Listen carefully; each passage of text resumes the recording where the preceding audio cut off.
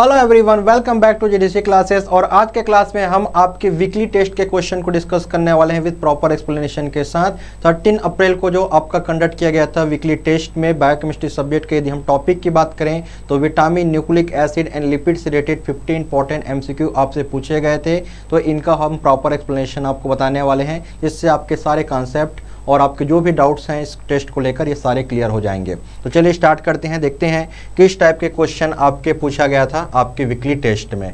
First question देखिए क्या था आपका, which one of the following is not a phospholipid. तो आपसे क्वेश्चन पूछा गया था कि इनमें से कौन फॉस्फोलिपिड का एग्जाम्पल नहीं है।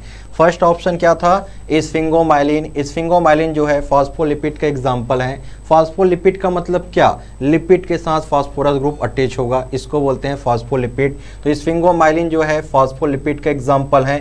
लेसिथिन जो है ये भी फॉस्फोलिपिड का एग्जाम्पल है।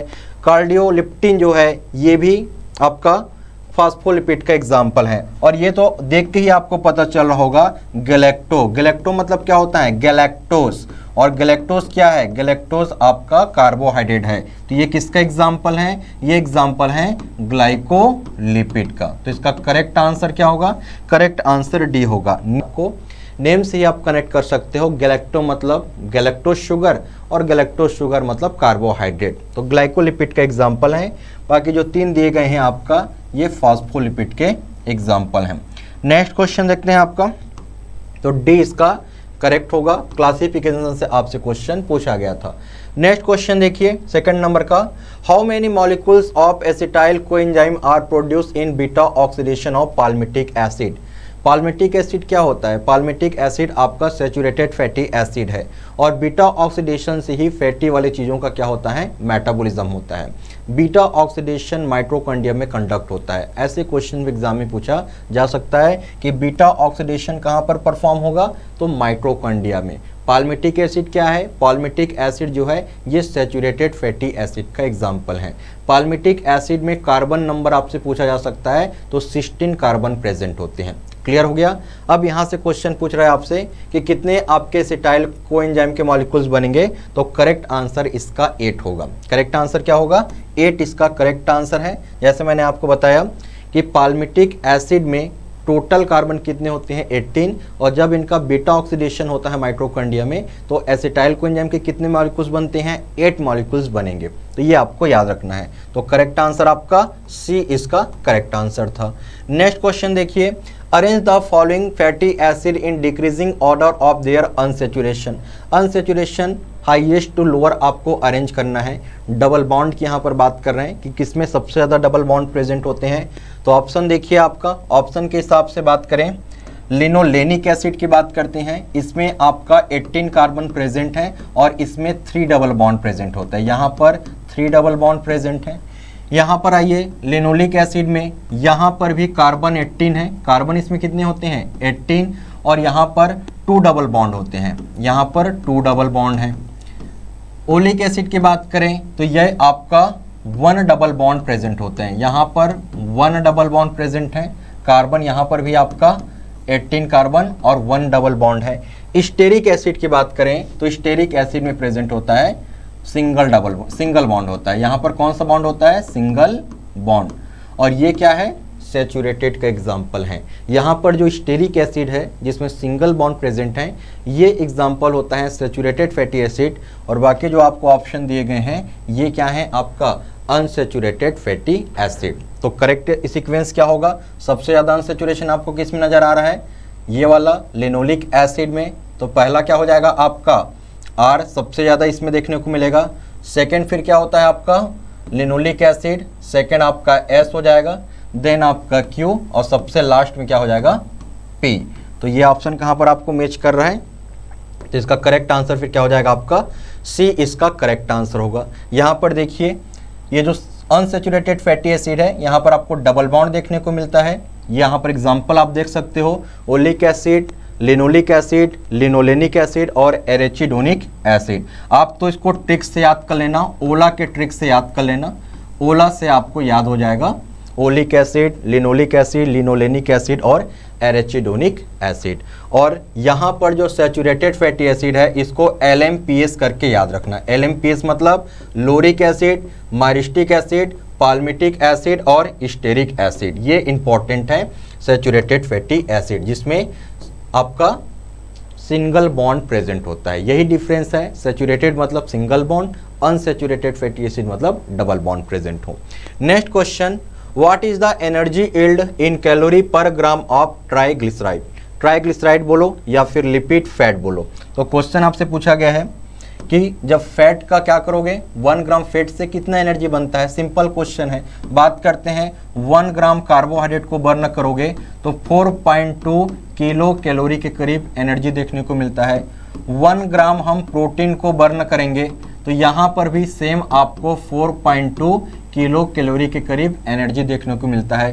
क्वेश्चन आपसे पूछा गया था फैट, फैट मतलब लिपिड की बात करें तो 1 ग्राम फैट को हम क्या करेंगे, बर्न करेंगे तो सबसे ज़्यादा 9 किलो कैलोरी के करीब एनर्जी यील्ड होगा। तो करेक्ट आंसर इसका क्या होगा, 9 इसका करेक्ट आंसर है।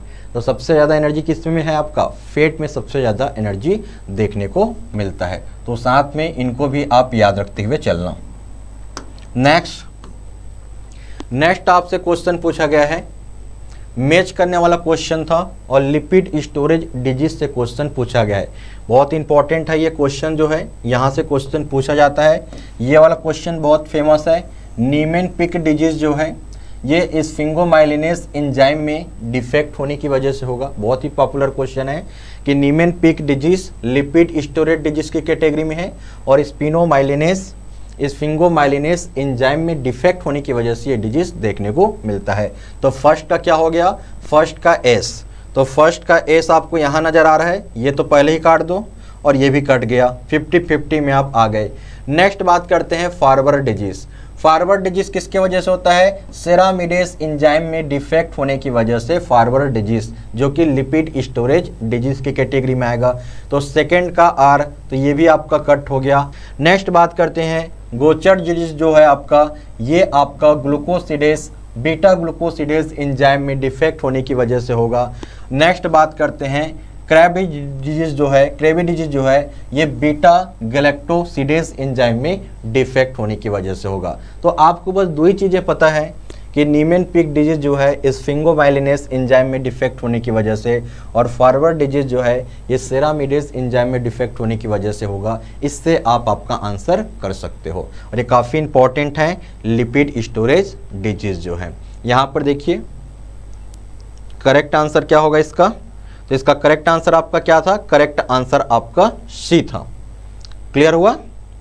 फर्स्ट का क्या था स्फिंगोमाइलिनेस, फर्स्ट का क्या था एस, सेकेंड मैंने क्या बताया फॉरवर्ड डिजीज का सेरामिडेस जो है। नेक्स्ट हमने क्या डिस्कस किया, गोचर डिजीज जो है इस ग्लूकोज से कोरिलेट कर सकते हो, ग्लूकोज से क्या हो जाएगा, ग्लूकोज से गोचर डिजीज बीटा ग्लूकोसिडेस, और उसके बाद 4 का पी जो है, ठीक है। तो क्रैब डिजीज आपका गैलेक्टोसिडेस की वजह से होगा। तो ये इसका करेक्ट एक्सप्लेनेशन हो गया आपके लिए। यहाँ पर और भी देख सकते हो कि स्फिंगोमाइलिनेस में डिफेक्ट होने की वजह से स्फिंगोमाइलिनेस का लेवल हाई हो जाएगा, सेरामिडेस एंजाइम में डिफेक्ट होने की वजह से सेरामाइड का लेवल हाई हो जाएगा। तो ये आपका लिपिड स्टोरेज डिजीज है। Next question, the lipoprotein which help the transport of TAG, TAG मतलब ट्राइग्लिसराइड की बात हो रही है आपका, सिंथेसाइज बाय द लीवर। तो क्वेश्चन आपसे पूछा जा रहा है कि लीवर का काम क्या होता है, कोलेस्ट्रॉल का सिंथेसिस करना। मेवालुनिक एसिड पाथवे के थ्रू लीवर में भी कोलेस्ट्रॉल का सिंथेसिस होगा, फैट वगैरह बनते हैं। तो क्वेश्चन आपसे ये पूछा जा रहा है कि टीएजी का जो सिंथेसिस है इसके ट्रांसपोर्टेशन में कौन हेल्प करता है। तो इसके ट्रांसपोर्टेशन में हेल्प करता है VLDL, very low density lipoprotein. तो वेरी लो डेंसिटी लाइपोप्रोटीन जो है ये ट्राइग्लिसराइड फैट को एडिपोज टिश्यू में डिपॉजिट करने का काम करता है। बात करें काइलोमाइक्रोन क्या होता है, तो काइलोमाइक्रोन जो है ये इंटेस्टाइन के जो डाइट्री लिपिड होते हैं इंटेस्टाइन के, इनके ट्रांसपोर्टेशन में हेल्प करते हैं। बट क्वेश्चन आपसे क्या पूछा गया था, आपसे लीवर से एडिपोज टिश्यू में ट्रांसफर करने का काम कौन करता है। तो आंसर आपको VLDL करना है। एक्सप्लेनेशन देख सकते हो यहाँ पर देखिए, VLDL जो है ये लीवर में जो हमारा ट्राइग्लिसराइड बन रहा है इसको कहाँ पर डिपॉजिट कराएगा, कहाँ पर ट्रांसपोर्ट करा रहा है, एडिपोज टिश्यू में। तभी तो हमारे लिए बेड है।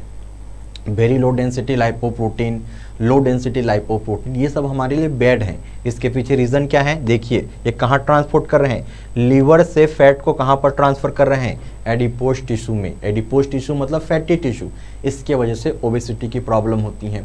और जो हम लोग डाइट से ले रहे हैं लिपिड, जिसको हम लोग डाइटरी लिपिड बोल रहे हैं, तो स्मॉल इंटेस्टाइन से लीवर तक का ट्रांसफ़र कौन करता है, काइलोमाइक्रोन के फॉर्म में होता है। क्लियर हुआ। नेक्स्ट क्वेश्चन देखिए। Next, in beta oxidation the coenzyme for acyl coenzyme dehydrogenase.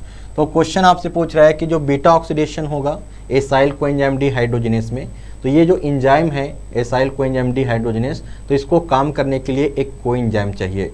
और कोएंजाइम का काम कौन करता है, बी कॉम्प्लेक्स के विटामिन जो है। और स्पेशली यहाँ पर जो एफिडी है, ये किसका कोएंजाइम फॉर्म होता है, राइबोफ्लेविन। विटामिन B2 का क्या होता है, कोएंजाइम फॉर्म, तो इनका यहाँ पर यूज होता है। तो डी इसका करेक्ट आंसर होगा। ये है, आप देख सकते हो बीटा ऑक्सीडेशन का यहाँ पर पाथवे आपको दिखाया गया है। और यहाँ पर कोएंजाइम के रूप में देखिए एफिडी का यूज होता है। और एफिडी है क्या चीज़, ये राइबोफ्लेविन का कोएंजाइम फॉर्म है। राइबोफ्लेविन क्या है, विटामिन B2 को बोलते हैं। क्लियर। नेक्स्ट क्वेश्चन की तरफ मूव करते हैं। Next question, which ketone body is the detected by Gerhardt test. ये भी बहुत इंपॉर्टेंट क्वेश्चन है आपके लिए कि जेरहाल्ड जो टेस्ट है, जिसको फेरिक क्लोराइड टेस्ट बोलते हैं, इससे आइडेंटिफाई करते हैं हम आपका एसिटो एसिटिक एसिड। ये वाला जो कीटोन बॉडी है एसिटो एसिटिक एसिड, इनको आइडेंटिफाई कर सकते हैं जेरहाल्ड टेस्ट से। तो करेक्ट आंसर क्या होगा, सी इसका करेक्ट आंसर होगा। कीटोन बॉडी की बात करते हैं, ये जो तीनों एग्जाम्पल आपको दिए गए हैं, एसीटोन, बीटा हाइड्रोक्सी ब्यूटारेट और एसिटो एसिटिक एसिड, ये तीनों किसके एग्जाम्पल हैं, कीटोन बॉडी। ये कीटोन बॉडी बनता कहाँ पर है, लीवर में। कंडीशन क्या है कीटोन बॉडी का, स्टारवेशन की कंडीशन में। और सीवियर डायबिटीज के केस में कीटोन बॉडी का सिंथेसिस होगा। एग्जाम्पल एसीटोन, एसिटो एसिटेट या फिर एसिटो एसिटिक एसिड और बीटा हाइड्रोक्सी ब्यूटारेट। राइट। तो यहाँ पर क्वेश्चन पूछा गया था कि ये जो जेरहाल्ड टेस्ट होता है, जिसको बोलते हैं फेरिक क्लोराइड टेस्ट, ये स्पेशली डिटेक्ट करता है एसिटो एसिटिक एसिड को। सेकेंड टेस्ट आपको याद रखना है कीटोन बॉडी को आइडेंटिफाई करने के लिए, रोथरा टेस्ट। ये भी एग्जाम में पूछा जा सकता है। रोथरा टेस्ट जो है ये कीटोन बॉडी को आइडेंटिफाई करने के लिए होगा। और रोथरा टेस्ट से हम लोग आइडेंटिफाई करते हैं एसीटोन को और एसिटो एसिटेट को। ये दोनों को हम आइडेंटिफाई करते हैं रोथरा टेस्ट से।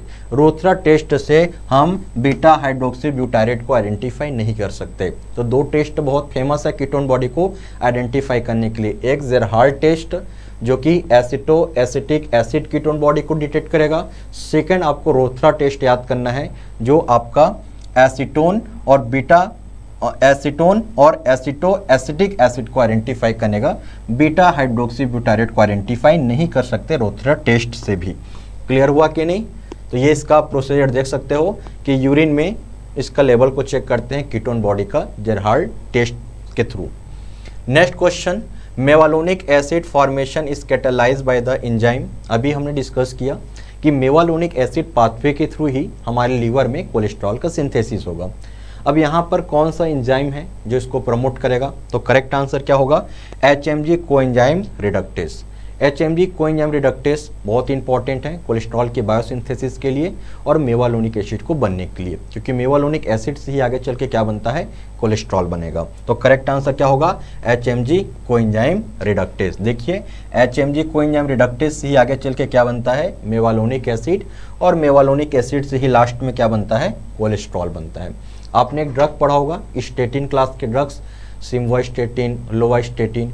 तो जो स्टेटिन क्लास के ड्रग्स होते हैं, लिपिड लोअरिंग एजेंट जिनको बोलते हैं फार्माकोलॉजी में, तो ये आपके HMG कोएंजाइम रिडक्टेस एंजाइम को ही क्या करते हैं, ब्लॉक करते हैं। क्लियर हुआ, क्योंकि मेवालोनिक एसिड नहीं बनेगा तो कोलेस्ट्रॉल का भी सिंथेसिस नहीं हो पाएगा। फुल फॉर्म क्या होता है इसका, 3 हाइड्रोक्सी 3 मिथाइल ग्लूटाराइल कोएंजाइम, ये इसका फुल फॉर्म हो गया। क्लियर। आपसे क्वेश्चन पूछा जाए कोलेस्ट्रॉल बायोसिंथेसिस का स्टार्टिंग पॉइंट क्या है, आंसर करना है एसिटाइल कोएंजाइम ए। कोलेस्ट्रॉल क्या है, तो कोलेस्ट्रॉल आपका एक डिराइव्ड लिपिड है, इसमें 27 कार्बन प्रेजेंट होते हैं। कोलेस्ट्रॉल में स्ट्रॉयडल रिंग प्रेजेंट होता है। तो इतना पॉइंट और याद रखना, कोलेस्ट्रॉल से रिलेटेड एग्जाम में पूछा जाता है। Next, which carbon of pentose is in Easter link with in the phosphate in the nucleotide structure. तो आपसे क्वेश्चन पूछ रहा है कि जो न्यूक्लियोटाइड की सीरीज है, न्यूक्लियोटाइड से हमारा डीएनए आरएनए ये सब बना होता है। न्यूक्लिक एसिड जो है ये किसका पॉलीमर होता है, आपका न्यूक्लियोटाइड का ही पॉलीमर है। तो आपसे क्वेश्चन पूछ रहा है कि इस फॉस्फेट ग्रुप का अटैचमेंट आपको बताना है कि पेंटोज शुगर के किस पोजीशन पे मतलब पेंटोज शुगर के कौन से पोजीशन पे फॉस्फेट ग्रुप अटैच होता है। तो इसका करेक्ट आंसर क्या होगा, 5 पोजीशन पे। पेंटोज शुगर के 5 पोजीशन पे क्या होता है, फॉस्फेट ग्रुप अटैच होगा। जैसा कि आप इस डायग्राम में देख सकते हो। न्यूक्लियोटाइड का मतलब क्या होता है, न्यूक्लियोटाइड का मतलब nitrogenous base, purine and pyrimidine. Sugar की बात करें तो पेंटोज शुगर और एक फॉस्फेट ग्रुप, 3 चीज़ों से मिलकर बना हुआ है हमारा न्यूक्लियोटाइड। और इसी का पॉलीमर है हमारा डीएनए और आरएनए। डीएनए आरएनए किससे मिलकर बना हुआ है, न्यूक्लियोटाइड से मिलकर बना हुआ है। तो क्वेश्चन आपसे पूछा गया था इस पेंटोज शुगर के कौन से पोजीशन पे फॉस्फेट ग्रुप अटैच है। तो देखिए 1 2 3 4 5 पोजीशन पे फॉस्फेट ग्रुप अटैच है। तो ये वाला जो फॉस्फेट ग्रुप है ये 5 पोजीशन पे अटैच होते हैं, 5 कार्बन पे अटैच होते हैं पेंटोज शुगर के। क्वेश्चन आपसे पूछा जाए ये प्यूरिन और पायरिमिडीन कहाँ पर अटैच होते हैं, तो यहाँ पर देखिए फर्स्ट कार्बन पे अटैच होते हैं प्यूरिन पायरिमिडीन बेस जो है। तो दोनों चीज़ आपको याद रखना है। सेंटर पे हो गया आपका पेंटोज शुगर के 5 पोजीशन पे 5 कार्बन पे प्रेजेंट होता है फॉस्फेट ग्रुप और फर्स्ट कार्बन पे प्रेजेंट होता है nitrogenous base. Next, which of the following is not a feature of Watson Crick model of DNA. बहुत ही फेमस थ्योरी है। जो डबल हेलिकल स्ट्रक्चर है डीएनए का, हमारा जो डीएनए है ये डबल हेलिकल स्ट्रक्चर है और इसका जो 3D मॉडल है ये वाटसन एंड क्रिक ने ही बताया हुआ था। तो पहला स्टेटमेंट तो बिल्कुल करेक्ट है कि जो डबल स्टैंडर्ड स्ट्रक्चर है डीएनए का, 3D स्ट्रक्चर जो डीएनए का है, ये किसने बताया था आपका, वाटसन एंड क्रिक जी ने। यहाँ पर जो 2 स्टैंड होते हैं इसमें हाइड्रोजन बॉन्ड होता है। यहाँ पर होते हैं आपके इन दोनों स्टैंड के बीच में क्या प्रेजेंट होता है आपका, बेस प्रेजेंट होते हैं। एग्जाम्पल की बात करें तो 8GC करके आप याद कर लेना, 8GC। ये एडेनिन जो है ये थायमिन के साथ आपका डबल हाइड्रोजन बॉन्ड के साथ अटैच होगा। गुआनिन जो है साइटोसिन के साथ ट्रिपल हाइड्रोजन बॉन्ड के साथ अटैच होगा। तो ये स्टेटमेंट भी बिल्कुल करेक्ट लिखा हुआ है कि यहाँ पर ये जो 2 स्ट्रैंड है डीएनए का ये held by the hydrogen bond, यहीं पर ही क्या प्रेजेंट होते हैं, नाइट्रोजिनस बेस प्रेजेंट होंगे और इनके बीच कौन सा बॉन्ड होता है, हाइड्रोजन बॉन्ड। और जो 2 स्टैंडर्ड होता है ये आपका राइट हैंडेड होता है। राइट हैंडेड मतलब इस तरीके से इनमें राइट साइड में क्या होता है, कॉइलिंग होगा, स्टैंड बनेगा। क्लियर हुआ कि नहीं। तो ये वाला जो स्टेटमेंट है आपका, ये स्टेटमेंट यहाँ पर रॉन्ग है, बाकी स्टेटमेंट आपके बिल्कुल करेक्ट हैं। क्लियर हुआ कि नहीं। नेक्स्ट देखिए ये स्टेटमेंट आपको देखिए क्या है स्टेटमेंट, करेक्ट स्टेटमेंट क्या होता है कि ये जो प्यूरिन है ये इक्वल टू होता है पायरिमिडीन का। ये स्टेटमेंट बिल्कुल करेक्ट होता है कि प्यूरिन जो है पायरिमिडीन के इक्वल होता है। मतलब एडेनिन प्लस गुआनिन जो है ये इक्वल टू होता है साइटोसिन और थायमिन के। ये स्टेटमेंट लिखा रहता तो इसको हम लोग करेक्ट मानते, लेकिन यहाँ पर ये वाला रॉन्ग लिखा हुआ है कि प्यूरिन और पायरिमिडीन दोनों इक्वल होते हैं। ये चारगाफ रूल को फॉलो करता है। क्लियर हुआ। नेक्स्ट क्वेश्चन को देखिए, ये आप देख सकते हो ये डबल स्टैंडर्ड है और इनके बीच में क्या है, नाइट्रोजनस बेस है। और इन नाइट्रोजनस बेस में कौन सा बॉन्ड प्रेजेंट होगा, तो याद रखना है हाइड्रोजन बॉन्ड। नेक्स्ट आपसे क्वेश्चन पूछा जाए कि न्यूक्लियोटाइड के बीच में कौन सा बॉन्ड होता है, तो जो न्यूक्लियोटाइड है जिससे हमारा डीएनए आरएनए बना हुआ है इनके बीच फॉस्फोडाइएस्टर बॉन्ड प्रेजेंट होता है। कौन सा बॉन्ड, फॉस्फोडाइएस्टर बॉन्ड। ऐसे क्वेश्चन भी आपके एग्जाम में देखने को मिलता है। Next question, each turn off the helix, जो अभी हमने हेलिक्स बनाया था डीएनए का, तो यहाँ से आपसे क्वेश्चन पूछ रहा है कि ईच टर्न में आपके गैप पूछ रहा है, कितने का गैप होता है। तो करेक्ट आंसर क्या होगा, यहाँ पर ए भी इसका बिल्कुल करेक्ट स्टेटमेंट है और बी भी इसका बिल्कुल करेक्ट होगा। 34 एंगस्ट्रॉम में बात करें और नैनोमीटर में बात करें तो 3.4। तो ए और बी दोनों आपका करेक्ट होगा। और एक टर्न में लगभग 10 नाइट्रोजनस बेस प्रेजेंट होते हैं, तो ये स्टेटमेंट भी बिल्कुल करेक्ट लिखा हुआ है, 10 नाइट्रोजनस बेस प्रेजेंट होते हैं, तो ये चीज़ भी याद रखना है आपको, राइट। तो यहाँ पर जो एक्ट टर्न हो रहा है हमारा डीएनए का, राइट, इस तरीके से जो कॉइलिंग हो रहे हैं हमारे डीएनए का, तो यहाँ पर 3.4 नैनोमीटर, या फिर एंगस्ट्रॉम में बात करें आपका तो 34 एंगस्ट्रॉम हेलिक्स में बिल्कुल करेक्ट स्टेटमेंट दिया गया था। और इनके बीच कितने बेस पेयर होते हैं, तो 10 बेस पेयर होते हैं न्यूक्लियोटाइड का, ये पॉइंट भी आप याद कर सकते हो। Next question, the genetic information residue on the one of the two strand known as. तो क्वेश्चन आपसे पूछ रहा है जेनेटिक इंफॉर्मेशन, और जेनेटिक इंफॉर्मेशन किसके पास होता है, डीएनए के पास होता है, डीएनए में होता है जीन, इसके पास होता है जेनेटिक इंफॉर्मेशन। और अभी हमने देखा कि डीएनए में क्या होते हैं, डबल स्ट्रैंड होगा।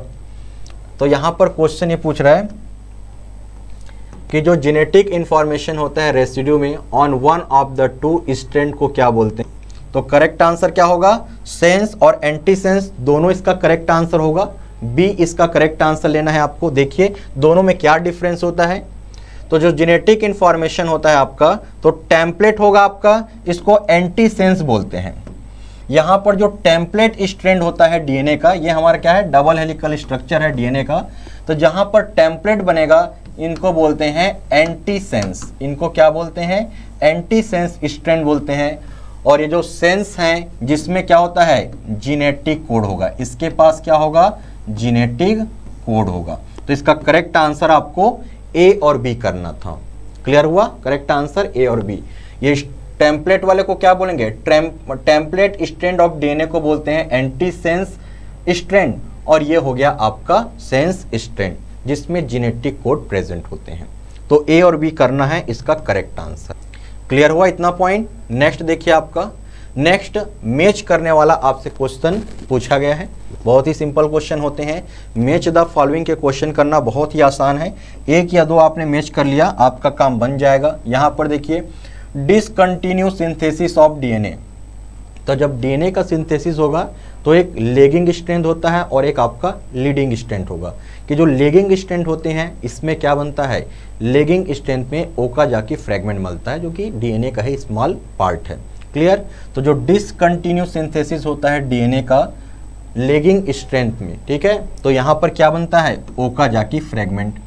जो डीएनए का सिंथेसिस होगा, डीएनए बनाता कौन है आपका, डीएनए पॉलीमरेज एंजाइम, और ये जो न्यूक्लियोटाइड को ऐड करने का काम करता है तो कौन से पोजीशन पे ऐड करेगा, 53 डायरेक्शन याद करना, 5 डेज 3 डेज डायरेक्शन में डीएनए पॉलीमरेज एंजाइम जो है ये टेम्पलेट डीएनए में क्या करता है, न्यूक्लियोटाइड को ऐड करने का काम करता है। सेकेंड बात करते हैं आपका नेक्स्ट, तो फर्स्ट का क्या हो गया, फर्स्ट का क्यू, तो फर्स्ट का क्यू मतलब ये कट गया आपका, ये भी कट गया, यही दोनों में से एक होगा। सेकेंड मैंने क्या बताया, डीएनए पॉलीमरेज कैटेलाइज करता है डीएनए का सिंथेसिस को, तो इसका सेकेंड का हो गया पी, तो सेकेंड का पी देखिए यहाँ पर फर्स्ट का क्यू था ना आपका, तो फर्स्ट का क्यू है तो सेकेंड का पी, तो यही तो आपको मिल गया, ये भी आपका रॉन्ग हो गया। और मैच कर लीजिए। नेक्स्ट देखिए, ribonucleic acid is synthesise from the DNA, इस प्रोसेस को क्या बोलते हैं, ट्रांसक्रिप्शन बोलते हैं, ठीक है। डीएनए से आरएनए बनने का प्रोसेस को क्या बोलते हैं, डीएनए से आरएनए बनने का प्रोसेस को ट्रांसक्रिप्शन बोलेंगे, और ये प्रोसेस कहाँ चलता है, सेल के न्यूक्लियस में। नेक्स्ट आरएनए पॉलीमरेज 2 जो है ये क्या बनाएगा, मैसेंजर आरएनए बनाएगा। इस तरीके से आपको मैच करना था। Next question, which of the following statement is true about DNA polymerase, तो डीएनए पॉलीमरेज क्या करेगा, डीएनए का सिंथेसिस कराएगा, और डायरेक्शन अभी मैंने क्या बताया, 53 डायरेक्शन में, मतलब 5 डेज से 3 डेज डायरेक्शन में न्यूक्लियोटाइड को ऐड करते हुए डीएनए का सिंथेसिस होगा। क्योंकि डीएनए को बनने के लिए क्या चाहिए, न्यूक्लियोटाइड चाहिए, तो न्यूक्लियोटाइड ऐड कहाँ पर होगा, 5 डेज to 3 डेज डायरेक्शन में। और सिंथेसिस में कौन सा एंजाइम हेल्प करता है, डीएनए पॉलीमरेज। तो इसका करेक्ट स्टेटमेंट क्या होगा, डीएनए पॉलीमरेज डीएनए सिंथेसाइज करेगा, और डायरेक्शन क्या होगा, 53 मतलब 5 डेज to 3 डेज। 16 नंबर वाला क्वेश्चन देखिए। 16 वाले में आपको न्यूक्लिक एसिड से रिलेटेड स्टेटमेंट को चूज करना था। करेक्ट स्टेटमेंट इसमें से कौन सा है, पहला स्टेटमेंट है nucleic acid are link by the peptide bond, पहला स्टेटमेंट गलत है आपका। पेप्टाइड बॉन्ड किस में प्रेजेंट होता है? प्रोटीन में प्रेजेंट होगा। न्यूक्लियोटाइड्स अटैच होते हैं पेप्टाइड बॉन्ड से। तो जो न्यूक्लिक एसिड होता है लाइक डीएनए और आरएनए, न्यूक्लिक एसिड मतलब डीएनए और आरएनए, ये कैसे लिंक होते हैं आपके? फॉस्फोडाइएस्टर बॉन्ड से। कौन से बॉन्ड? Phosphodiester bond. तो ये लिखा रहता है, मतलब स्टेटमेंट बिल्कुल करेक्ट होता है। ये वाला जो बॉन्ड है ये तो अमीनो एसिड के बीच में होता है जिससे हमारा प्रोटीन बना हुआ है, राइट। तो पहला स्टेटमेंट रॉन्ग हो गया, प्रोटीन के बीच में अमीनो एसिड में आपका पेप्टाइड बॉन्ड हो गया, फर्स्ट वाला आपका रॉन्ग। सेकेंड स्टेटमेंट क्या लिखा हुआ है? Cytosine is the pyrimidine type of nitrogenous base, बिल्कुल सही है। जो पायरिमिडिन नाइट्रोजनस बेस होता है, कट नाम से याद करना, CUT कट, साइटोसिन, यूरासिल और थाइमिन। साइटोसिन, यूरासिल, थाइमिन, ये है पायरिमिडिन बेस। और प्यूरिन बेस की बात करें तो AG, एडेनिन और ग्वानिन, तो ये है नाइट्रोजनस बेस। तो ये स्टेटमेंट तो बिल्कुल करेक्ट है। थर्ड देखिए, DNA is differ from RNA by cytosine. Cytosine चाहे DNA हो चाहे RNA हो, दोनों में प्रेजेंट होता है, यहाँ से आप इनको डिफ्रेंशिएट नहीं कर सकते हैं। यूरासिल जो होता है, यूरासिल ये प्रेजेंट होता है ओनली RNA में, और ये वाला जो थाइमिन है, थाइमिन, ये प्रेजेंट होता है ओनली DNA में। बाकी बात करें ये वाला जो साइटोसिन है, ये तो दोनों में प्रेजेंट होता है, ये DNA में भी प्रेजेंट होगा और RNA में भी प्रेजेंट होगा। तो यहाँ से इनको आप डिफ्रेंशिएट नहीं कर पाओगे। तो ओनली सेकेंड स्टेटमेंट करेक्ट है, बाकी फर्स्ट वाला थर्ड वाला स्टेटमेंट रॉन्ग है। तो करेक्ट स्टेटमेंट क्या होगा? सेकेंड बस करेक्ट है, बाकी जो बचे हुए स्टेटमेंट हैं ये आपके रॉन्ग हैं। नेक्स्ट क्वेश्चन, इन डीएनए रेप्लिकेशन, डीएनए रेप्लिकेशन मतलब डीएनए खुद की कॉपी करता है, अपना सिंथेसिस करता है, उसको डीएनए रेप्लिकेशन बोलते हैं। क्वेश्चन पूछ रहा है, in DNA replication the newly added nucleotide is joined to growing DNA strand by the enzyme. बहुत ही सिंपल क्वेश्चन आपके लिए है कि डीएनए पॉलीमरेज एंजाइम की हेल्प से क्या होता है? डीएनए का सिंथेसिस होगा, और डीएनए का सिंथेसिस में जो न्यूक्लियोटाइड को ऐड कर रहे हैं, इसका डायरेक्शन मैंने आपको 53 याद कराया है, मतलब 5 days to 3 days। तो इसका करेक्ट आंसर क्या होगा? DNA polymerase. लाइगेज एंजाइम का क्या काम होता है? डीएनए लाइगेज जो एंजाइम है, ये जो ओकाजाकी फ्रेगमेंट जो बने थे, स्मॉल स्मॉल पीस बने थे डीएनए का, इनको ज्वाइन करने का काम करता है डीएनए लाइगेज एंजाइम जो है। रिस्ट्रिक्शन इंडोन्यूक्लियस का काम क्या होता है? इन्हें डीएनए कटिंग एंजाइम बोलते हैं, ये डीएनए को कट करने का काम करते हैं, राइट। तो इस क्वेश्चन का करेक्ट आंसर क्या होगा? ए इसका करेक्ट आंसर होगा। सिंपल आपसे क्वेश्चन पूछा गया था। जैसा मैंने आपको बताया, डीएनए का जो सिंथेसिस होगा ये आपका एक लीडिंग स्ट्रैंड में होगा, सेकंड क्या होता है आपका? Lagging strand. तो जो लेगिंग स्ट्रैंड होता है आपका, ये वाला लेगिंग स्ट्रैंड, यहाँ पर ओकाजाकी फ्रेगमेंट बनते हैं, स्मॉल स्मॉल पार्ट में डीएनए का सिंथेसिस होता है।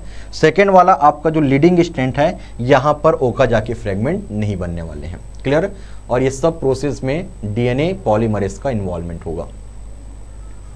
Next question, the two strand are held together by the hydrogen bond formed by the complementary base pair the AT। Question पूछ रहा है AT बेस पेयर की बात चल रहा है। AT बेस पेयर की हम बात करें, मतलब एडेनिन जो है ये थाइमिन के साथ, तो मैंने आपको कॉन्सेप्ट बताया है 8GC का कॉन्सेप्ट हमेशा याद रखना कि एडेनिन जो है थाइमिन के साथ डबल हाइड्रोजन बॉन्ड के साथ, ग्वानिन जो है साइटोसिन के साथ ट्रिपल हाइड्रोजन बॉन्ड के साथ अटैच होगा। तो क्वेश्चन क्या पूछा है? AT वाला। तो करेक्ट आंसर क्या होगा? ये वाला। इनके बीच डबल हाइड्रोजन बॉन्ड प्रेजेंट होगा और 3 हाइड्रोजन बॉन्ड प्रेजेंट होता है ग्वानिन और साइटोसिन का। क्लियर हो गया? ये तो हो गया डीएनए की बात हो गई। ये कहाँ की बात हो गई? डीएनए। आरएनए की बात करें तो आरएनए में भी चीज़ें सेम रहेंगी। आरएनए में बस एक डिफरेंस आ जाएगा, जो टी की जगह क्या हो जाता है? यूरासिल आ जाता है। टी की जगह क्या आता है? यूरासिल। यही तो डिफरेंस होता है कि डीएनए में थाइमिन प्रेजेंट होगा और आरएनए में यूरासिल प्रेजेंट होगा। बाकी ये चीज़ें तो कॉमन हैं, right. Next question, next question match करने वाला क्वेश्चन आ गया। टाइप्स ऑफ आरएनए के आपको मैच करना है। फर्स्ट है मैसेंजर आरएनए। मैसेंजर आरएनए का काम क्या होता है? मैसेंजर आरएनए में होता है आपका जेनेटिक इंफॉर्मेशन। डीएनए के पास जो भी जेनेटिक इंफॉर्मेशन है ये किस में ट्रांसफर होता है, मैसेंजर आरएनए में, और मैसेंजर आरएनए से फिर आगे चल के क्या बनता है, प्रोटीन का सिंथेसिस होगा। तो इसका करेक्ट स्टेटमेंट क्या होगा, मैसेंजर आरएनए जो है ये जेनेटिक इंफॉर्मेशन को ट्रांसफर करेगा जीन से, जीन मतलब डीएनए की बात हो रही है, और प्रोटीन के सिंथेसिस में हेल्प करता है, ठीक है। और ये प्रोटीन बनता कहाँ पर है, प्रोटीन बनता है राइबोसोम, राइबोसोम को ही बोलते हैं प्रोटीन का फैक्ट्री। तो ये वाला स्टेटमेंट बिल्कुल करेक्ट होगा कि मैसेंजर आरएनए जो है ये जेनेटिक इंफॉर्मेशन को ट्रांसफर करेगा जीन से राइबोसोम में प्रोटीन सिंथेसिस के लिए। तो पहला का क्या हो गया, फर्स्ट का आर, ये कट गया, ये कट गया, फर्स्ट का आर एक ही बार मिल गया आपको ऑप्शन, तो राइट, एक ही पता है आपको, आप आंसर तक का पहुंच गए।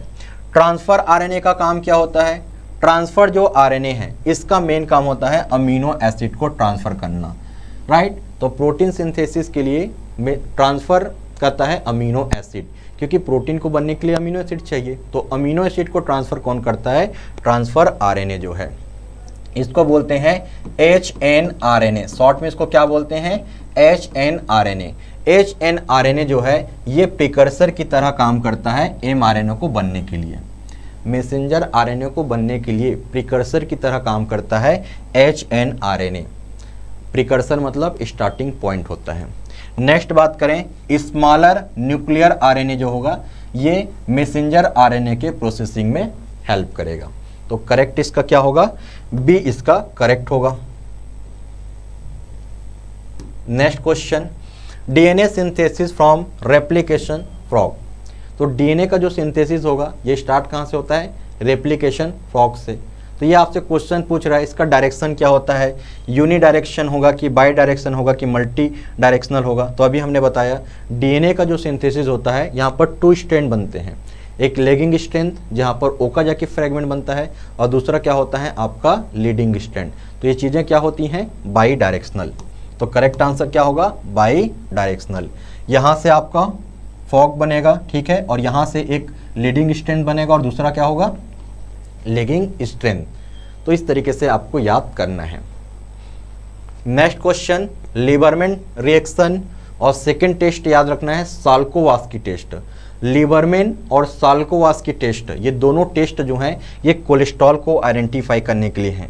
ये क्वेश्चन प्रीवियस एग्जाम में पूछा हुआ क्वेश्चन है, बहुत ही इंपॉर्टेंट है। लीबरमैन टेस्ट और साल्कोवास्की टेस्ट, साल्कोवास्की टेस्ट ये कोलेस्ट्रॉल को आइडेंटिफाई करता है। किसको आइडेंटिफाई करेगा, कोलेस्ट्रॉल को। नेक्स्ट क्वेश्चन की बात करते हैं, कलर की बात करें, कौन सा कलर प्रोड्यूस होगा, ग्रीन कलर। रिएजेंट की बात कर लेते हैं, लीबरमैन टेस्ट में एसिटिक एनहाइड्रस और सल्फ्यूरिक एसिड का इन्वॉल्वमेंट होगा, एसिटिक एनहाइड्राइड और सल्फ्यूरिक एसिड का इन्वॉल्वमेंट होगा लीबरमैन टेस्ट में। नेक्स्ट क्वेश्चन विटामिन से पूछा गया है, फैट सॉल्युबल विटामिन ADE के, यहाँ पर मैच करना है इनके कॉमन नेम को लेकर। ये तो आपको पता ही होना चाहिए, विटामिन ए, विटामिन ए को क्या बोलते हैं, रेटिनॉल। आई विजन के लिए बहुत ही इंपॉर्टेंट है, राइट, आंखों की रोशनी के लिए, आई विजन के लिए इंपॉर्टेंट है हमारा विटामिन ए जो है। इसके डिफिशियंसी से नाइट ब्लाइंडनेस होगा। विटामिन डी, तो विटामिन डी को बोलते हैं कोल कैल्सीफेरॉल, बोन के लिए काफ़ी इंपॉर्टेंट है ये। विटामिन डी जो है बोन को स्ट्रॉन्ग बनाता है और इसका कॉमन नेम क्या है, कोल कैल्सीफेरॉल, राइट। और बोन में क्या रहता है, कैल्शियम। आप इस तरीके से याद कर सकते हो, बोन के लिए इंपॉर्टेंट होता है कैल्शियम, और कैल्शियम से ही आप कोरिलेट कर सकते हो कोल कैल्सीफेरॉल करके, ठीक है, calciferol vitamin D. Vitamin E जिसको ब्यूटी विटामिन बोलते हैं, एंटीऑक्सीडेंट प्रॉपर्टीज है विटामिन ई के पास, और इसका कॉमन नेम क्या है, टोकोफेरॉल। विटामिन के काफ़ी इंपॉर्टेंट है, ब्लड क्लॉटिंग में इंपॉर्टेंट रोल प्ले करेगा विटामिन के, और इसका मेन क्या होता है, फाइलोक्विनोन। और भी इसके फॉर्म होते हैं, विटामिन K1 को बोलते हैं फाइलोक्विनोन, इसके K2 भी फॉर्म होता है और एक आपका K3 फॉर्म भी होता है, ठीक है। मीना क्विनोन बोलते हैं K2 फॉर्म को, मीना डायोन बोलते हैं K3 को। तो 3 फॉर्म अवेलेबल हैं विटामिन के का। K1 को फाइलोक्विनोन बोलते हैं, K2 को मीना क्विनोन बोलते हैं जो कि बैक्टीरिया में प्रेजेंट होगा, थर्ड सिंथेटिक होता है मीना डायोन। तो इसका करेक्ट क्या हो जाएगा, फिर हमने मैच कर दिया सी इसका करेक्ट होगा। जैसे मैंने आपको बता रहा था, K1 को फाइलोक्विनोन बोलते हैं, K2 को मीनाक्विनोन बोलते हैं और K3 को मीनाडायोन बोलते हैं। K1 प्लांट में मिलेगा, K2 बैक्टीरिया में प्रेजेंट होगा और K3 जो है ये सिंथेटिक फॉर्म है। इनके रिंग भी काफ़ी इंपॉर्टेंट हैं। विटामिन डी जो है इसमें स्टेरॉयडल रिंग देखने को मिलेगा और इसका एक्टिव फॉर्म क्या है, 125 डाईहाइड्रोक्सी कोल कैल्सीफेरॉल। ये इंपॉर्टेंट पॉइंट है, याद रखना। नेक्स्ट क्वेश्चन 23 वाला क्वेश्चन देखिए, in the central dogma of molecular biology what is the role of RNA. RNA का काम क्या होता है, डीएनए से बनता है आरएनए और आरएनए से क्या बनता है, प्रोटीन का सिंथेसिस। यही तो सेंट्रल डोगमा है कि डीएनए से बनता है आरएनए और आरएनए से आगे चल के क्या बनेगा, प्रोटीन। इस प्रोसेस को क्या बोलते हैं, डीएनए से आरएनए बनने का प्रोसेस को बोलते हैं ट्रांसक्रिप्शन। ये पूरा प्रोसेस चलेगा न्यूक्लियस में और आगे चल के आरएनए से बनता है प्रोटीन और प्रोटीन कहाँ पर बनता है, राइबोसोम में, और इस प्रोसेस को बोलते हैं ट्रांसलेशन। ये है सेंट्रल डोगमा ऑफ लाइफ। तो करेक्ट आंसर यहाँ पर क्या हो जाएगा कि प्रोटीन सिंथेसिस के लिए ये आपका टेम्पलेट की तरह काम करता है। डीएनए से क्या बनेगा, आरएनए, और आरएनए से आगे चल के क्या बनता है, प्रोटीन बनता है, राइट। तो प्रोटीन कैसे बना है, आरएनए से बना है। कहाँ पर बनता है, तो ये आपका राइबोसोम में बनता है प्रोटीन जो है, इसको प्रोटीन का फैक्ट्री बोलते हैं राइबोसोम को। Next question, active form of vitamin B12। Vitamin B12 को बोलते हैं साइनोकोबालामिन। विटामिन B12 को क्या बोलते हैं, साइनोकोबालामिन। तो ऑप्शन से देखिए, बायोटिन दिया गया है, तो बायोटिन बोलते हैं विटामिन B7। बायोटिन किसको बोलते हैं, विटामिन B7। हेयर ग्रोथ के लिए काफ़ी इंपॉर्टेंट होता है B7 जो है। ये कोएंजाइम ए जो है ये विटामिन B5 पेंटोथेनिक एसिड का क्या है, कोएंजाइम फॉर्म है। ये विटामिन B5 का कोएंजाइम फॉर्म होता है, कोएंजाइम ए। ये आपको जो फोलिक एसिड नज़र आ रहा है इसको बोलते हैं विटामिन B9 और ये साइनोकोबालामिन है विटामिन B12। तो करेक्ट स्टेटमेंट क्या हो गया, करेक्ट आंसर इसका सी इसका करेक्ट आंसर होगा। क्वेश्चन पूछा जाता है विटामिन B12 में कौन सा आपका मिनरल प्रेजेंट होगा, आंसर करना है कोबाल्ट। यहाँ पर कोबाल्ट प्रेजेंट होता है। चलिए नेक्स्ट क्वेश्चन को अब डिस्कस करते हैं। नेक्स्ट क्वेश्चन 25 वाला क्वेश्चन देखिए, क्या है question, vitamin D can be provided to the body except. तो विटामिन डी अपने को कैसे मिलेगा, फर्स्ट बात करते हैं, आपका स्टेटमेंट दिया गया है exposure of skin to the sunlight for synthesis of vitamin D. बिल्कुल करेक्ट स्टेटमेंट यहाँ पर दिया गया है। हमारा जो स्किन है यूवी लाइट के प्रेजेंस में क्या बना लेता है, विटामिन डी, और विटामिन डी इंपॉर्टेंट है बोन के ग्रोथ के लिए। बोन को स्ट्रॉन्ग बनाना है तो विटामिन डी आपको लेना पड़ेगा। सनलाइट में आपको मिल जाएगा विटामिन डी, स्किन खुद बना लेगा आपका। Consumption of natural food, natural food सब लीजिए, यहाँ से आपको मिल जाएगा विटामिन डी जो है। फिश में भी मिलेगा, फिश में भी क्या मिलता है, विटामिन डी। नेक्स्ट क्या दिया है आपका, ईस्ट वाले कुछ फूड लोगे, यहाँ पर भी विटामिन डी देखने को मिलेगा। तो नेक्स्ट क्या होगा, मिल्क। मिल्क आपका कैल्शियम का बेस्ट सोर्स होता है। मिल्क से क्या मिलता है, कैल्शियम, बट यहाँ पर क्या लिखा हुआ है, विटामिन डी। तो ये स्टेटमेंट गलत है कि milk is a good source of the calcium का अच्छा होता है, विटामिन डी का नहीं। तो डी जो है ये आपका रॉन्ग स्टेटमेंट है। क्लियर हुआ। बाकी एग है, फिश है, यहाँ पर आपको विटामिन डी देखने को मिलेंगे। नेक्स्ट क्वेश्चन, मैच करना है आपको विटामिन और यहाँ पर इनके रिंग दिए गए हैं, तो रिंग को आपको क्या करना है, मैच करना है। सबसे पहले बात करें विटामिन B1। विटामिन B1 को क्या बोलते हैं, विटामिन B1 को बोलते हैं थायमिन। और थायमिन में कौन सा रिंग प्रेजेंट होता है, थायमिन। थायमिन इस तरीके से याद रख लेना। थायमिन जो होता है यहाँ पर पायरिमिडीन रिंग, साथ ही साथ इसमें थायाजोल रिंग प्रेजेंट होता है। तो थायमिन में 2 रिंग का फ्यूजन होगा, पायरिमिडीन रिंग लिंक होगा थायमिन रिंग के साथ। नेक्स्ट बात करते हैं 5 को याद रखना। 5 से पेंटोथेनिक, 5 को क्या बोलते हैं, पेंटेन बोलते हैं ना, तो पेंटोनिक, पेंटोनिक और बीटा एलानिन। तो ये आपके लिए आसान हो गया, राइट। तो 5 से आप कोरिलेट कर लेना इसको। ये जो विटामिन B12 है, विटामिन B12 में प्रेजेंट होता है 4 पायरोल रिंग सिस्टम प्रेजेंट होता है। 4 पायरोल रिंग सिस्टम प्रेजेंट होता है विटामिन B12, साइनोकोबालामिन, और एक बचा आपका नियासिन जिसको विटामिन B3 बोलेंगे, यहाँ पर पायरिडिन रिंग प्रेजेंट होता है। कौन सा रिंग, पायरिडिन रिंग प्रेजेंट होगा। तो करेक्ट टेस्ट क्या हो जाएगा, ए इसका करेक्ट होगा। क्लियर हो गया। तो पायरिमिडिन प्लस थायाजोल का फ्यूजन होता है थायमिन।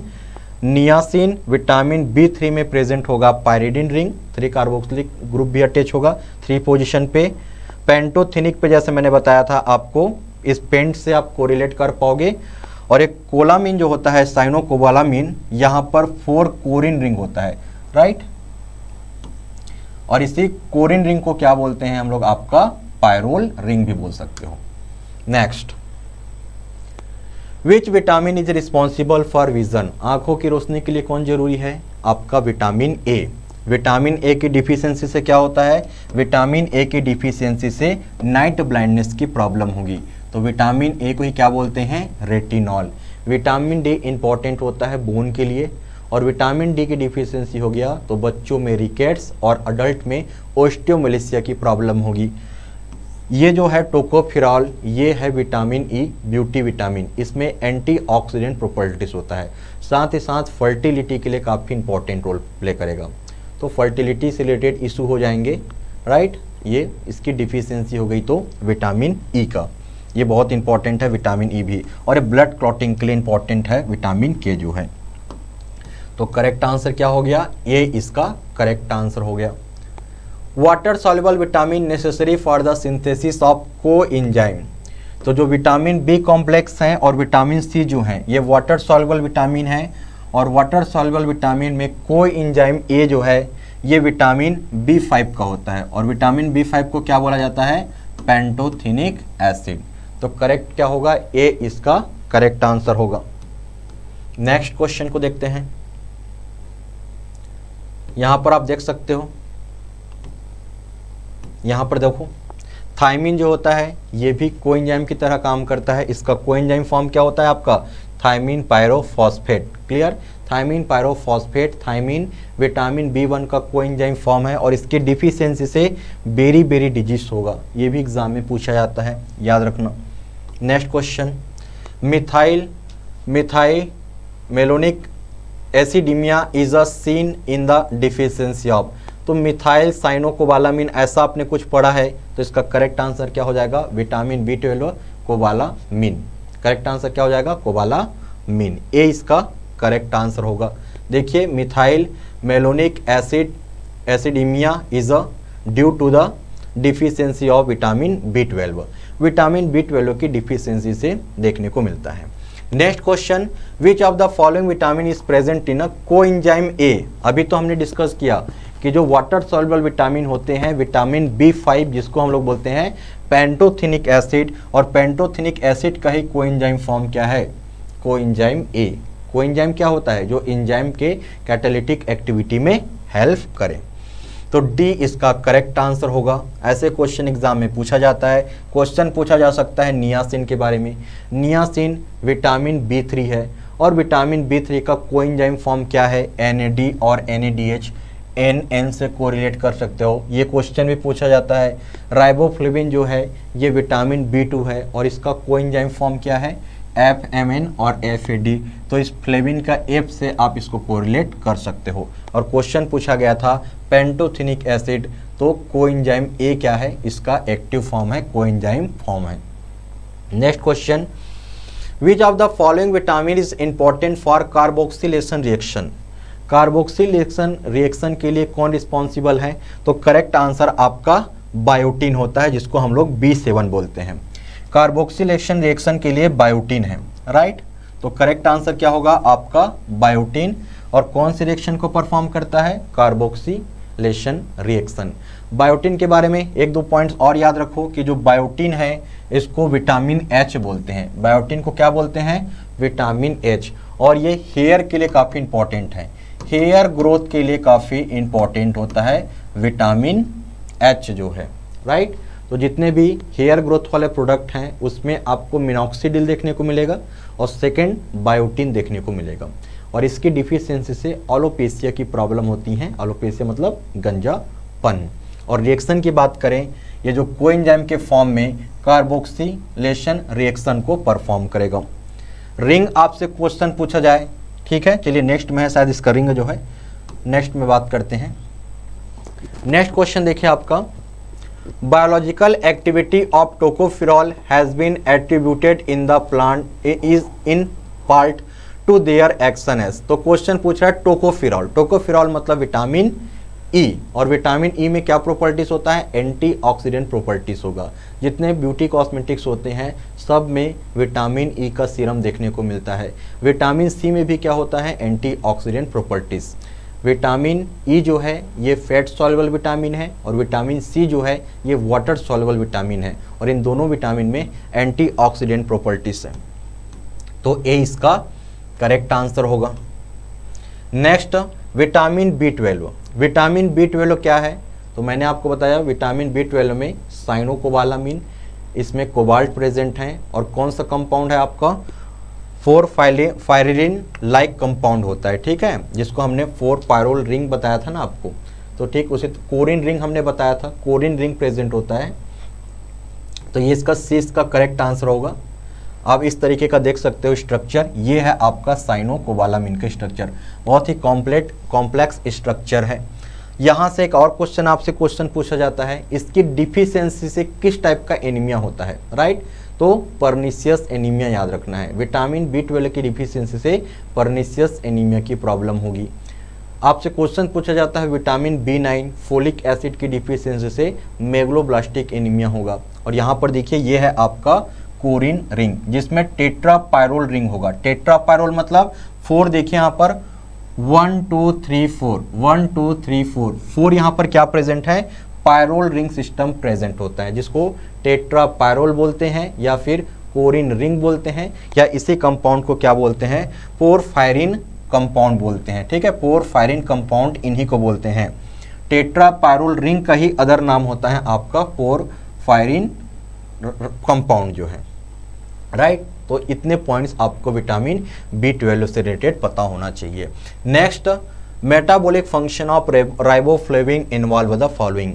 तो राइबोफ्लेविन क्या होता है, राइबोफ्लेविन विटामिन बी2, और राइबोफ्लेविन का आप एफ से कोरिलेट कर लेना। एफ से क्या हो जाता है आपका FMN और FAD, flavin mononucleotide, flavin adenine dinucleotide, ये इनका कोएंजाइम फॉर्म है। तो करेक्ट आंसर क्या होगा, ए इसका करेक्ट आंसर होगा। क्वेश्चन आपसे पूछा जाए यहाँ पर नियासिन लिख दिया जाए, क्वेश्चन में आपसे क्या लिख दिया जाए, नियासिन, तो इसका आंसर क्या हो जाएगा, NAD, NADH, ये नियासिन का कोएंजाइम फॉर्म होगा, और FAD, FMN ये राइबोफ्लेविन का कोएंजाइम फॉर्म है। Next question, right. तो ये काफ़ी इंपॉर्टेंट है कोएंजाइम फॉर्म, और ये रिंग भी काफ़ी इंपॉर्टेंट है। जैसे हम लोग बायोटिन की बात कर रहे थे कि बायोटिन में कौन सा रिंग प्रेजेंट होता है, हमने बायोटिन के बारे में डिस्कस किया है कि हेयर ग्रोथ में इंपॉर्टेंट रोल प्ले करेगा, और यहाँ पर इमिडाजोल और थायोफिन रिंग सिस्टम का फ्यूजन है। प्रीवियस एग्जाम में देखने को मिला था कि बायोटिन का स्ट्रक्चर देखोगे तो बायोटिन में इमिडाजोल और थायोफिन रिंग सिस्टम प्रेजेंट होता है। तो ये भी एक इंपॉर्टेंट है, एग्जाम में आया हुआ क्वेश्चन है। Next, deficiency symptoms of which vitamins include cheilosis. Cheilosis मतलब क्या होता है, लिप का क्रैक हो जाना, यहाँ पर क्रैक हो जाएगा, इसको बोलते हैं चिलोसिस। ग्लोसाइटिस का मतलब होता है टंग का इन्फ्लामेशन होना, टंग का इन्फ्लामेशन को बोलते हैं ग्लोसाइटिस। और डर्मिटाइटिस मतलब होता है स्किन में क्या हो जाना, इचिंग होना, स्किन में इन्फ्लामेशन होना। तो ये साइन एंड सिम्टम्स किसके नजर आते हैं, ये राइबोफ्लेविन का, राइबोफ्लेविन मतलब विटामिन बी2 के सिम्टम्स हैं। तो करेक्ट आंसर क्या होगा आपका, डी इसका करेक्ट आंसर होगा। आप देख सकते हो चिलोसिस मतलब लिप का क्रैक हो जाना, ग्लोसाइटिस मतलब टंग में इन्फ्लामेशन हो जाना, स्वेलिंग होना, और डर्मिटाइटिस मतलब स्किन में इन्फ्लामेशन होना। और ये सब किसका प्रॉब्लम है, ये विटामिन बी2 राइबोफ्लेविन के सिम्टम्स होते हैं। नेक्स्ट, कोएंजाइम फॉर्म को आपको कोरिलेट करना था।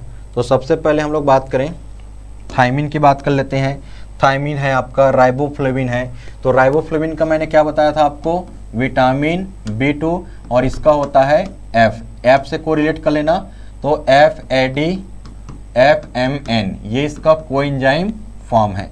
पेंटोथेनिक एसिड जिसको बोलते हैं विटामिन बी5, विटामिन बी5 का क्या होता है, विटामिन बी5 का कोएंजाइम ए होगा।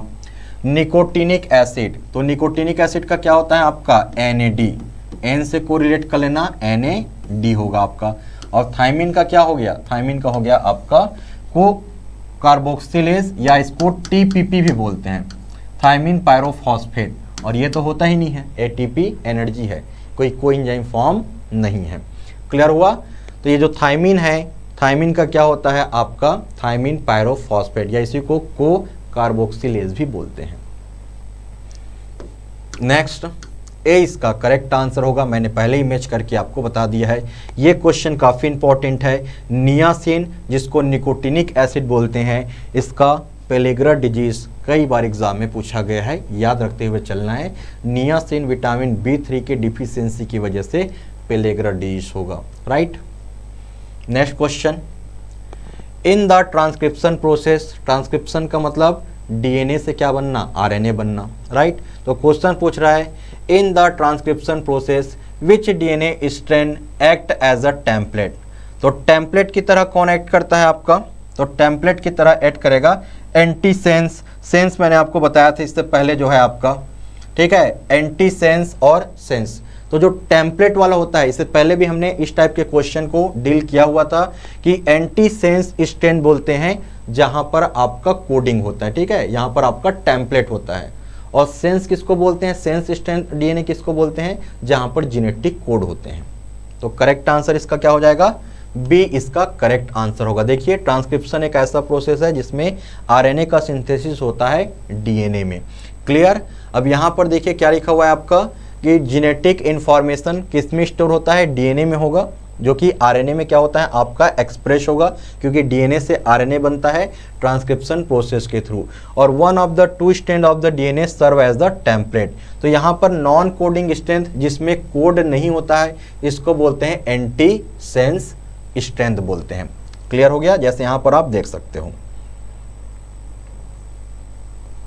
ये वाला सेंस स्ट्रैंड है आपका और एक एंटी सेंस मतलब टेम्पलेट की तरह जो काम कर रहा है। चलिए नेक्स्ट क्वेश्चन की तरफ मूव करते हैं। Which statement for purine biosynthesis is incorrect. Purine मतलब एडेनिन और ग्वानिन, तो इससे रिलेटेड कौन सा स्टेटमेंट जो है आपका ये इनकरेक्ट है, इसको आपको पहचानना है। तो विटामिन B12 का कोई इन्वॉल्वमेंट नहीं है प्यूरिन के बायोसिंथेसिस में। एडेनिन और ग्वानिन के बायोसिंथेसिस में विटामिन B12 का कोई रोल नहीं है। बाकी बात करें असेंबल कहाँ पर होते हैं, राइबोस 5 फॉस्फेट में, ये भी बिल्कुल करेक्ट है। PRP का रिक्वायरमेंट होगा। और अमीनो एसिड की बात करें तो ग्लाइसिन अमीनो एसिड का इंपॉर्टेंट रोल है प्यूरिन के बायोसिंथेसिस में। क्लियर। तो ये पॉइंट्स हमने बताया कि ग्लाइसिन इंपॉर्टेंट है इसके बायोसिंथेसिस होने के लिए, और हमने PRP को हमने बताया, और राइबोस 5 फॉस्फेट, ये सब इंपॉर्टेंट है प्यूरिन के सिंथेसिस के लिए। नेक्स्ट क्वेश्चन आपसे है, which enzyme activity is the primarily inhibited by allopurinol. Allopurinol क्या होता है, ऑलोप्यूरिनॉल एंटी गाउट ड्रग है जो यूरिक एसिड क्रिस्टल को क्या करेगा, रिड्यूस करेगा। यूरिक एसिड का लेवल हाई होने की वजह से ही गाउट का प्रॉब्लम होगा, जो कि एक मेटाबॉलिक डिसऑर्डर है, जॉइंट से रिलेटेड प्रॉब्लम है। तो इसको ट्रीटमेंट कैसे करते हैं, ऑलोप्यूरिनॉल से। और ऑलोप्यूरिनॉल जो है ये जेंथिन ऑक्सीडेज एंजाइम को ब्लॉक करेगा। तो इसका करेक्ट आंसर क्या होगा, जेंथिन ऑक्सीडेज एंजाइम को ब्लॉक करता है हमारा ये जो ड्रग है ऑलोप्यूरिनॉल जो है। और इसको ब्लॉक करने से आगे चल के यूरिक एसिड नहीं बनेगा और यूरिक एसिड का लेवल रिड्यूस हो जाएगा, right. Next question, which of the following disease is caused by the niacin. Niacin मतलब विटामिन B3, और विटामिन B3 की डिफिशियंसी से पेलेग्रा डिजीज। क्वेश्चन पूछा जाए आपसे विटामिन C की डिफिशियंसी से क्या होता है, स्कर्वी डिजीज, जिसको ब्लीडिंग गम डिजीज बोलते हैं। विटामिन A की डिफिशियंसी से नाइट ब्लाइंडनेस, और विटामिन D की डिफिशियंसी से रिकेट्स होगा। सब एग्जाम में आए हुए क्वेश्चन है। विटामिन काफ़ी इंपॉर्टेंट है, ये देख सकते हो पेलेग्रा के साइन जो है आपका। पेलेग्रा मतलब क्या होता है, इटालियन के हिसाब से देखें तो रफ स्किन होता है। साइन सिम्टम्स क्या होते हैं, डर्मेटाइटिस, डर्मेटाइटिस मतलब इन्फ्लामेशन होना स्किन पे, डायरिया, लूज मोशन होता है, डिमेंशिया, मेमोरी लॉस होता है, ये सब इसके क्या हैं, साइन होते हैं। अब फोर्थ क्या है, ज़्यादा सीवियर कंडीशन में डेथ भी हो सकता है। तो ये सब क्या है, इसका प्रोग्रेस है डिजीज का। ठीक है, क्वेश्चन क्या पूछा गया है आपका, conjunctival xerosis occur due to the deficiency of which vitamin. तो कंजक्टाइवा याद आ रहा है, कंजक्टाइवा का मतलब ये है आई का जो प्रोटेक्टिव कवरिंग है इसको हम लोग बोलते हैं कंजक्टाइवा। और एक होता है जीरोप्थेल्मिया, जीरोप्थेल्मिया का मतलब होता है ड्राइनेस ऑफ आई, और ड्राइनेस ऑफ आई जिसको हम लोग जीरोप्थेल्मिया बोलते हैं। कंजक्टाइवा में कुछ प्रॉब्लम्स आ रही हैं तो ये सब जो है विटामिन ए की डिफिशियंसी की वजह से होगा, क्योंकि विटामिन ए मतलब आई से आप कोरिलेट करना, आई के लिए इंपॉर्टेंट है विटामिन ए। तो करेक्ट क्या हो जाएगा, ए इसका करेक्ट स्टेटमेंट हो जाएगा। ड्राइनेस ऑफ आई के ड्राइनेस होना को बोलते हैं जीरोप्थेल्मिया। नेक्स्ट क्वेश्चन 20, नेक्स्ट क्वेश्चन कितना है 42 का देखिए क्या लिखा हुआ है आपका। इसमें से करेक्ट स्टेटमेंट आपको बताना है विटामिन डी से रिलेटेड। तो फर्स्ट स्टेटमेंट क्या लिखा हुआ है आपका, फर्स्ट स्टेटमेंट यहां पर लिखा हुआ है कि the active molecules 125 dihydroxy cholecalciferol, बिल्कुल करेक्ट स्टेटमेंट लिखा हुआ है। ये आपका 125 डाई हाइड्रोक्सी कोल कैल्सिफेरॉल जिसको हम लोग D3 बोलते हैं आपका, ठीक है। तो ये तो बिल्कुल करेक्ट स्टेटमेंट है कि ये एक्टिव फॉर्म होता है आपका। नेक्स्ट बात करें cholecalciferol found in the vegetable, ये तो गलत लिखा हुआ है। नेक्स्ट देखिए आपका 125 डाई हाइड्रोक्सी D3, अभी तो लिखा हूं मैंने, इसको क्या बोलते हैं D3। एक होता है आपका अर्गो कैल्सिफेरॉल, अर्गो कैल्सिफेरॉल, ये जो अर्गट प्लांट में प्रेजेंट होता है और इसको बोलते हैं D2। ये प्लांट की बात हो रही है ना, ये प्लांट। और जो D3 है ये एनिमल की बात हो रही है, एनिमल ह्यूमन की बात हो रही है। तो ये वाला जो स्टेटमेंट है ये भी बिल्कुल करेक्ट है। Next it is require in the diet, diet से लेने की जरूरत नहीं है, सनलाइट के प्रेजेंस में हो जाएगा। तो करेक्ट आंसर क्या है आपका बी। एज पर ऑप्शन यदि हम बात करें तो पी और आर इसका बिल्कुल करेक्ट स्टेटमेंट नजर आ रहा है, ठीक है। बाकी सनलाइट के प्रेजेंस में हमारा स्किन जो है ये खुद ही बना लेगा विटामिन डी जो है। बाकी डाइट की बात करें तो डाइट में भी हम इसको ले सकते हैं, राइट। चलिए next question, which vitamin is known as the anti sterility. Anti sterility जैसे मैंने बताया रिप्रोडक्टिव सिस्टम में काफ़ी इंपॉर्टेंट रोल प्ले करता है विटामिन ई जो है। स्पर्म की फर्टिलिटी और एग की फर्टिलिटी के लिए इंपॉर्टेंट है विटामिन ई, और विटामिन ई की डिफिशियंसी हो गया तो फिर स्टेरिलिटी की प्रॉब्लम होगी, फर्टिलिटी की प्रॉब्लम होती है, ठीक है। अनेबल टू प्रोड्यूस चाइल्ड, बच्चे पैदा करने में दिक्कत होती है। तो करेक्ट आंसर इसका क्या होगा, सी इसका करेक्ट आंसर होगा। एक तो ब्यूटी विटामिन बी है, राइट, स्किन को ग्लो देगा विटामिन ई, साथ ही साथ स्पर्म और ओवम इसके लिए भी काफ़ी इंपॉर्टेंट होते हैं, उसकी फर्टिलिटी के लिए इंपॉर्टेंट होता है। सिंथेटिक एनालॉग ऑफ विटामिन के, तो विटामिन के हमने फॉर्म देखे हुए हैं। K1 को बोलते हैं फाइलोक्विनोन, K2 को बोलते हैं मीनाक्विनोन, और मीनाडायोन जो होता है जो सिंथेटिक फॉर्म होता है विटामिन के का। तो करेक्ट आंसर क्या होगा, ए इसका करेक्ट आंसर होगा। नेक्स्ट ये देख सकते हो फॉर्म फाइलोक्विनोन K1, मीनाक्विनोन K2 और K3 को बोलते हैं dione. Biological role of thiamine, thiamine मतलब विटामिन B1 आपसे पूछा गया है। तो जो थायमिन है, थायमिन में क्या होता है आपका, थायमिन जो होता है आपका पायरोफॉस्फेट बनाता है। थायमिन क्या बनाता है, थायमिन पायरोफॉस्फेट, और ये कोएंजाइम की तरह काम करता है। तो करेक्ट आंसर क्या होगा, बी इसका करेक्ट आंसर होगा, थायमिन पायरोफॉस्फेट जो है, ठीक है। इसको शॉर्ट में मैंने क्या बताया था आपको, TPP।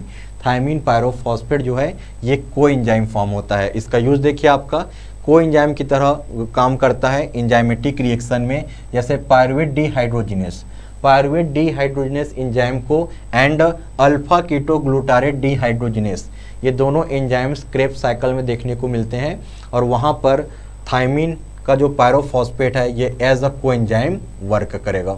Next question, which of the following vitamin is essential in the citric acid metabolism. अभी हमने डिस्कस किया सिट्रिक एसिड पाथवे बोलो, TCA साइकिल बोलो, क्रेब्स साइकिल बोलो, तीनों का मतलब एक ही है। और अभी हमने डिस्कस किया कि अल्फा कीटोग्लूटारेट वाला जो एंजाइम है, पायरुवेट डिहाइड्रोजिनेज वाला एंजाइम है, इसके लिए TPP thiamine pyrophosphate as a coenzyme work करेगा। और ये दोनों एंजाइम का इन्वॉल्वमेंट कहाँ पर होता है, सिट्रिक एसिड मेटाबॉलिज्म। तो करेक्ट आंसर क्या होगा, थायमिन इसका करेक्ट आंसर होगा। नेक्स्ट देखिए एक्सप्लेनेशन भी आप देख सकते हो, जैसे मैंने बताया यहाँ पर थायमिन पायरोफॉस्फेट जो है ये pyruvate dehydrogenase and alpha ketoglutarate dehydrogenase enzyme के लिए एज अ कोएंजाइम काम करेगा। और इसका इन्वॉल्वमेंट कहाँ पर है? Citric acid cycle, Krebs cycle में इनका इन्वॉल्वमेंट है। Next question, vitamin used by the clostridium tetani. तो जो क्लोस्ट्रीडियम टिटेनी है, जिससे आगे चल के टिटेनस की प्रॉब्लम होगी, इसको ग्रोथ करने के लिए विटामिन B6 चाहिए, पायरिडॉक्सिन चाहिए। तो क्लोस्ट्रीडियम टिटेनी से आगे चल के क्या हो सकता है? टिटेनस। और इस माइक्रो ऑर्गेनिज्म को ग्रोथ करने के लिए विटामिन B6 चाहिए, जिसको हम क्या बोलते हैं? Pyridoxine, right. तो क्लोस्ट्रीडियम टिटेनी का ग्रोथ स्टिमुलेटर कौन होता है? पायरिडॉक्सिन जो है। Next coenzyme NAD। NAD मतलब N से कोरिलेट कर लेना, नियासिन का ये कोएंजाइम फॉर्म है। Next question,